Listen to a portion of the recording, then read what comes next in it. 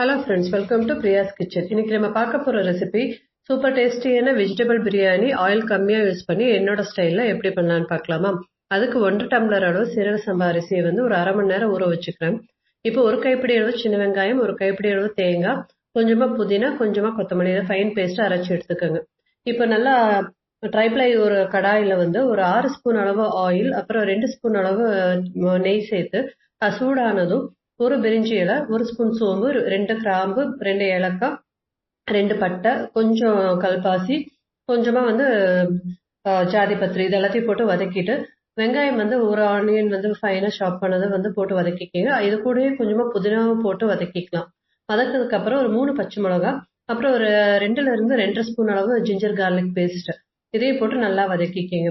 இது நல்லா வதங்கினது நம்ம அரைச்சு வச்ச பேஸ்ட் இருந்தது இல்லையா, அந்த பேஸ்ட்டையும் அது கூட போட்டு சேர்த்துக்கலாம். அது கூடவே வந்து நம்ம ஒரு தக்காளியும் போட்டு வதக்கிக்கலாம். இப்போ இந்த பேஸ்ட் வந்து கொஞ்சம் பச்சை வாசம் போற அளவுக்கு நல்லா வதக்கி விட்டுக்கோங்க. ஆயில் வந்து நம்ம இந்த சேர்த்துன ஆயிலே போதுமானது. இது கூட வந்து ஒரு ஸ்பூன் அளவு ரெட் சில்லி பவுடர், கொஞ்சமா வந்து தனியாத்தூள், கொஞ்சம் மஞ்சள்தூள் plus homemade biryani masala powder வந்து ஒரு 2 ஸ்பூன் அளவு சேர்த்துக்கிறேன். 2 டேபிள் ஸ்பூன் அளவு தயிர், அதை எல்லாத்தையும் சேர்த்து நல்லா வதக்கி விட்டுக்கோங்க.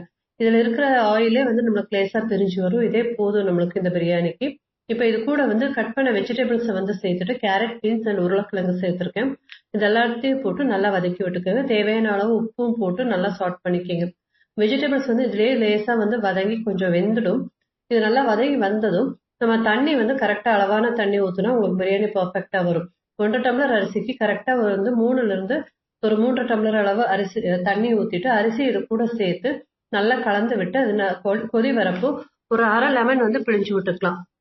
நல்லா கொதி வந்ததுக்கு அப்புறமா நீங்க மூடி போட்டு ஒரு 5 நிமிஷம் கொதிக்க விடுங்க. இது அரிசியும் தண்ணியும் நல்லா சேர்ந்து வர ஸ்டேஜ், இந்த மாதிரி இருக்கிற ஸ்டேஜ்ல நீங்க மூடியை திருப்பி போட்டுட்டு மேல ஒரு வெயிட் போட்டு வச்சுட்டீங்கன்னா சிம்ல வச்சு விட்டுடுங்க. ஒரு 15 மினிட்ஸ் கரெக்டா 15 நிமிஷம் கழிச்சு நீங்க திறந்து பாத்தீங்கன்னா சூப்பரா வந்து பிரியாணி வந்து ரெடி ஆயிடும். நல்லா உதிரி உதிரியா ஆயில் கம்மியிலேயே நல்ல டேஸ்டியான பிரியாணி வந்து செய்ய முடியும். இதை நீங்க வெஜிடபிள் புலாவ்னு கூட சொல்லிக்கலாம்.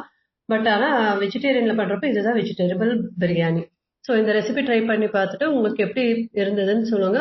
இந்த வீடியோ பிடிச்சிருந்தா லைக் பண்ணுங்க, ஷேர் பண்ணுங்க, சப்ஸ்கிரைப் பண்ணுங்க. தேங்க்யூ.